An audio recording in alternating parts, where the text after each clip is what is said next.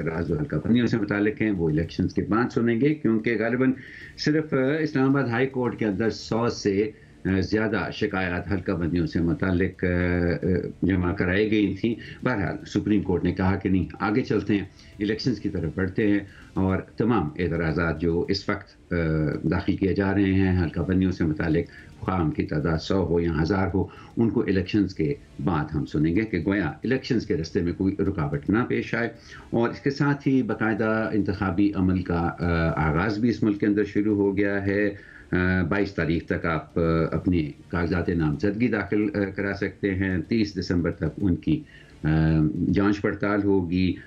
कोई ऑब्जेक्शंस हैं तो वो 3 जनवरी तक फाइल हो सकती हैं। 10 जनवरी तक वो अपीलें कागजात नामजदगी के ख़िलाफ़ अगर कोई अपीलें हैं तो 10 जनवरी तक वो सुनी जाएंगी। 11 को इंतखाबी उम्मीदवारान का हतमी ऐलान होगा और 13 तारीख को सिंबल्स जो है वो अनाउंस कर दिए जाएंगे।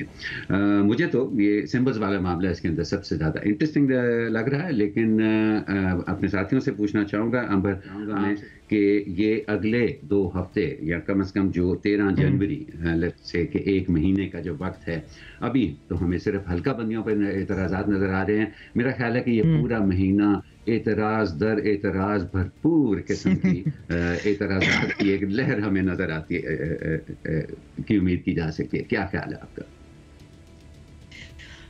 अभी तो बहुत दिलचस्प मरहले में है इलेक्शंस का के हवाले से बात की जाए, क्योंकि अभी तो कैंडिडेट्स जो हैं वो सामने आएंगे। मेरे ख्याल में कि एतराज़ात के साथ साथ ये हल्का बंदियों के अलावा जो एतराज़ है वो ज़ाहिर है इसमें आप देखें कि एक तरफ पाकिस्तान तहरीक-ए-इंसाफ है जिन्होंने अपने जो उम्मीदवार हैं उनको ये भी हिदायत दी हुई है कि अपने अपने कागजात नामजदगी के साथ साथ अपने जो कवरिंग जो कैंडिडेट्स हैं उनकी भी कागजात नामजदगी शामिल करें, क्योंकि उनको खदशा ये है कि उनके कैंडिडेट्स के हवाले से एतराज़ आएगा तो फ़ौरन एक बैकअप प्लान होगा उनके पास। एतराज़ात जो हैं वो कैंडिडेट्स के हवाले से भी होंगे और फिर हम मेरे ख्याल में कि ये भी अंदाज़ा हमें हो जाएगा कि किसकी जमात में कितना दम भी है, कौन से कैंडिडेट्स मजबूत होंगे, कितने कैंडिडेट्स आपके पास होंगे, कितना आपका ये जो इंतखाबी अलायंसेस जो कोशिश कर रहे हैं बनाने की, जिसमें पाकिस्तान पीपल्स पार्टी के हवाले से हमने बात की, पाकिस्तान मुस्लिम लीग नवाज, उनके कौन से कैंडिडेट्स हैं, सीट एडजस्टमेंट कहाँ कहाँ हैं, तो ये सब ज़ाहिर जनवरी में तक नज़र आएगा। एक और बहुत अहम मामला जनवरी तक जो है उसका फैसला आ सकता है, जितना टाइम हम कह सकते हैं वो भी इलेक्शन कमीशन ऑफ पाकिस्तान से ही रिलेटेड है, लेकिन बल्ले का निशान जो है पाकिस्तान तहरीक इंसाफ का, और फिर दूसरा जो फवाद चौधरी और जो इमरान खान साहब का कंटेम्प्ट का केस है वो भी अभी हमें नज़र आएगा कि उसका क्या बनता है। तो ये जो अभी माहौल जो बन रहा है, रैलीज शुरू हो रही हैं वो और तेज़ हो जाएंगी, और एतराज़ात के साथ साथ ये कुछ अहम केसेस भी हैं जो इलेक्शन कमीशन से या इंतखाबात से उनका ताल्लुक है, वो भी हमें 13 जनवरी तक हमें वो सुनने को आएगा। राइट तो मुज़म्मिल, लगता है, मुझे लग रहा है, आई डोंट नो कि मुझे सही लग रहा है कि नहीं, कि ये हल्का बंदियों के ऊपर जिस तरह से एतराज़ात हैं, चाहे वो बार काउंसिल हों, चाहे वो इनफरादी शिकायत हों, इससे कतई नज़र कि वो कितनी तादाद में हों, उससे अब बात आगे बढ़ गई है और अब इलेक्शन उस मरहले में दाखिल हो रहा है जहां अब एतराज़ात जो हैं, अगर पहले हल्का बंदियों के ऊपर वो उनकी तादाद सैकड़ों थी, तो यहाँ पर शायद हज़ारों हों, क्योंकि हज़ार कैंडिडेट जो हैं वो सामने आने वाले हैं अगले चंद हफ्तों के अंदर। कैसे देख रहे हैं आप अगले 1 महीने का वक्त, 13 जनवरी तक का, जबकि इलेक्शन कैंडिडेट भी फाइनल हो जाएंगे और इलेक्शन सिंपल। देखिए, मैं ये जो बात है ना कि जी बड़ी हिदायत कर दी कि कवरिंग कैंडिडेट जमा कराएं, हर जमात अपनी कवरिंग कैंडिडेट जमा कराती है, हर उम्मीदवार दूसरे उम्मीदवार पर एतराज़ करता है, नॉर्मल प्रोसीजर है। आप अपने मुखालिफ उम्मीदवार की टैक्स रिटर्न, बिजली के बिल, हर किसी न किसी तरीके पे एतराज़ात दाखिल होते हैं। आप कोशिश करते हैं कि वो टेक्निकली अगर नॉकआउट हो जाए तो आपको उसका बड़ा फ़ायदा होगा। अगले के कागजात को बड़ा माइन्यूटली देखने के लिए टीम बनाई जाती है, देखा जाता है, एतराज़ात दाखिल किए जाते हैं, वो एतराज़ात मुस्तरद होते हैं, एक्सेप्ट होते हैं। ये नॉर्मल प्रोसीजर है।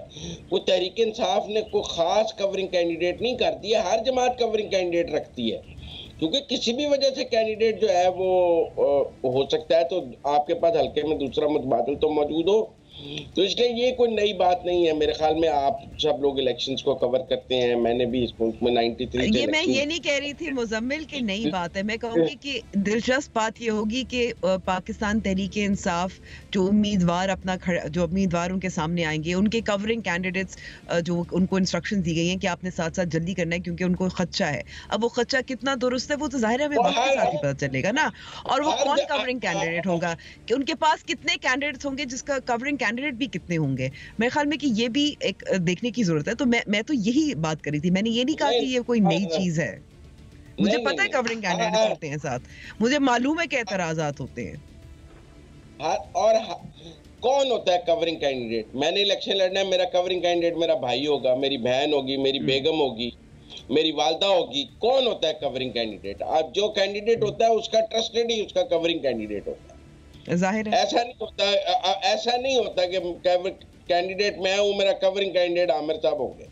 टिकट के असूल की जहां लड़ाई क्यों नहीं हो सकता मुजम्मिल? देखें आप सोचें तो सही इसके बारे में, क्यों नहीं हो सकता? नहीं तो ये तो मेरा मतलब कवरिंग कैंडिडेट एक नॉर्मल प्रोसीजर है पाकिस्तान की सियासत में। ये कोई तहरीक इंसाफ ने नई हदायत नहीं जारी कर दी जिसको हम नहीं। मेरा मतलब नून लीग भी अपने कवरिंग कैंडिडेट कराएगी, पीपल पार्टी भी नहीं कराएगी, MQM भी कराएगी, TLP भी कराएगी, सबके कवरिंग कैंडिडेट्स होंगे। इनके इन्होंने को खास मुजम्मिल क्या लगता है, एक बात मैं आपसे जानना चाहता हूँ, ये कवरिंग कैंडिडेट से आगे चल के एक बात मैं आपकी राय दोनों की जानना चाहता हूँ फटाफट, इससे पहले कि मुझे कहा जाए कि ब्रेक ले लें। ये सिंबल्स का मामला तब तक सेटल हो जाएगा मुजम्मिल? जब तक पेशावर हाई कोर्ट स्टे नहीं उठाएगा क्यों सेटल होगा? मतलब क्या स्टे है कि जी आप एडवर्स ऑर्डर नहीं कर सकते, हक में ऑर्डर कर सकते हैं? ये कोई इंसाफ में मबनी स्टे है?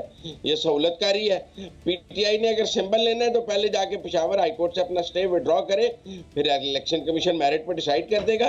आप किसी इदारे को ये पाबंद तो नहीं कर सकते कि तुम मेरे हक में फैसला करो तो ठीक है, मेरे खिलाफ फैसला करोगे तो मेरे पास स्टे ऑर्डर है। इस पर तो मेरी राय है कि इलेक्शन कमीशन को डिसाइड करना ही नहीं चाहिए। गन पॉइंट पे तो नहीं डिसीजन लेना आपने।